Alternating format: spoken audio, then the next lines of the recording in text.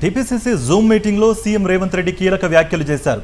SIR ప్రక్రియలో 21% ఓట్లు తొలగిపోయే ప్రమాదం ఉందన్నారాయన.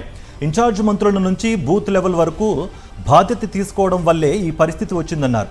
తక్షణమే పార్లమెంట్, అసెంబ్లీ నియోజకవర్గాల ఇన్ఛార్జీలతో సమీక్ష నిర్వహించాలన్నారు. జిల్లా ఇన్ఛార్జ్ మంత్రులు ప్రతి నియోజకవర్గ నివేదిక తయారు చేయాల్సిందేనని, సరైన కార్యాచరణతో ముందుకు వెళ్లకపోతే పార్టీకి ఉపేక్షించదన్నారు. ఇవి అధిష్టానం నుంచి వచ్చిన స్పష్టమైన ఆదేశాలని సీఎం రేవంత్ రెడ్డి పార్టీ శ్రేణులను హెచ్చరించారు.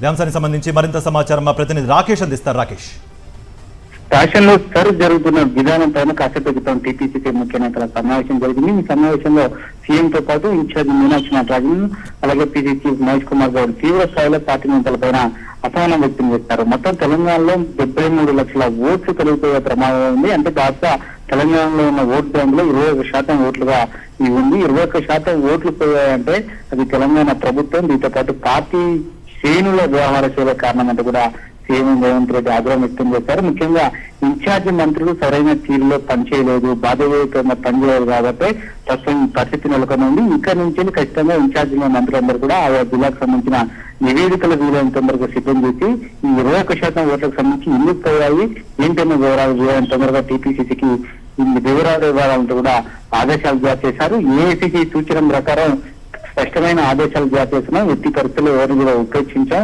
ఎవరైతే అలసత్వంగా వ్యవహరించారో త్వరలోనే వారందరితోన వేటు పడబోతున్నట్టు కూడా హెచ్చరికలు జారీ చేశారు. ఇంకా ఇన్ఛార్జి మీనాక్షి మాట్లాడుతూ ఇది బీజేపీ ఎన్నికల కమిషన్ చేసిన కుట్రగా అభివర్ణిస్తూ తీవ్ర స్థాయిలో ఆగ్రహం వ్యక్తం చేశారు. బెంగాల్ కంటే దారుణంగా తెలంగాణలో ఓట్లు తొలగించే ప్రక్రియ జరుగుతుంది. ఈ విషయంలో ఖచ్చితంగా ఉపేక్షించదు, వెంటనే పార్టీ నేతలందరూ కూడా గ్రౌండ్ లో పోయి పనిచేయాలంటూ కూడా ఆదేశాలు జారీ చేశారు. Thank you Rakesh.